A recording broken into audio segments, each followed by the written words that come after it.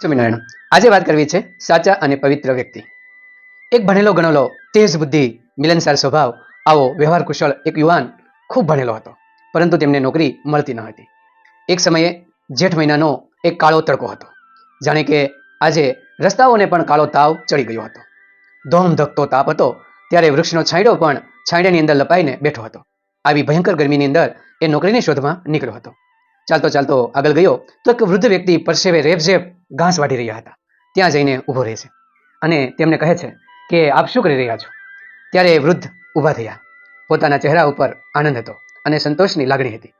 તેમણે કીધું, ભાઈ, હું આ જો ને ઘાસ કાપું છું અને એ રીતે મારું જીવન ચલાવું છું. ત્યારે ભણેલા યુવાને તેમને કીધું કે શું તમને તમારી ગરીબી પર કંટાળો નથી આવતો કે શરમ નથી આવતી? ત્યારે હસતા હસતા એ વૃદ્ધ વ્યક્તિએ કહ્યું, જો ભાઈ, તમે બધા ભણેલા ગણેલા છો તો તમારે વધારે અપેક્ષા હોય.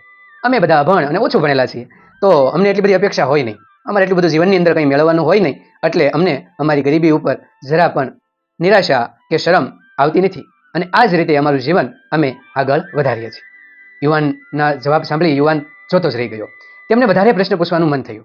તેમને કહ્યું કે ક્યારેય તમારી પાસે એવી ઈચ્છા નથી થતી કે મારી પાસે ઘણા બધા રૂપિયા, પૈસા, સંપત્તિ હોય તો હું પરોપકારનું કામ કરી શકું, બીજાને મદદ કરી શકું? ત્યારે હસતા એ વૃદ્ધે એક આંગળી ચીંધાડી કે જો સામે એક કૂવો દેખાય છે? તો પેલા યુવાને કીધું, હા, એ કૂવામાં જ હમણાં હું પાણી પી અને અહીં નીકળ્યો છું. ત્યારે વૃદ્ધે કહ્યું, એ કૂવો મેં બંધાવ્યો છે. ઘાસ વાઢી મજૂરી કરી એમાંથી થોડા થોડા રૂપિયા બચાવી અને પૈસા સાથે મેં પોતે મહેનત કરી એ કૂવો ખોદ્યો છે અને એ કૂવાને તૈયાર કરી અને લોકોના પાણી પીવા માટે મૂકી દીધો છે. અને જે લોકો આવા ઉનાળાની ગરમીમાં નીકળે તો ત્યાં પાણી પીવે છે અને આશીર્વાદ આપીને જાય છે. પેલો યુવાન એ વૃદ્ધ વ્યક્તિને જોતો જ રહી ગયો કે આટલું નાનું એવું જીવન, મજૂરી અને મહેનત કરીને વિતાવતા જીવન છતાં પણ તમામ કામ ખૂબ ખુશીથી કરે છે. તેના ચહેરા ઉપર સંતોષ છે, તેમજ પરોપકારનું કામ પણ કરે છે. આમ આ વૃદ્ધ પાસેથી એ ભણેલ યુવાન ઘણું બધું શીખી ગયો અને એમને પણ એક નાનકડી એવી નોકરી લઈ અને જીવનની અંદર આગળ વધવાનું નક્કી કર્યું. અને એ નાનકડી નોકરીને લઈ અને મહેનત અને નિષ્ઠાથી તે ખૂબ આગળ વધ્યો અને પરોપકારના પણ અનેક કામ કર્યા.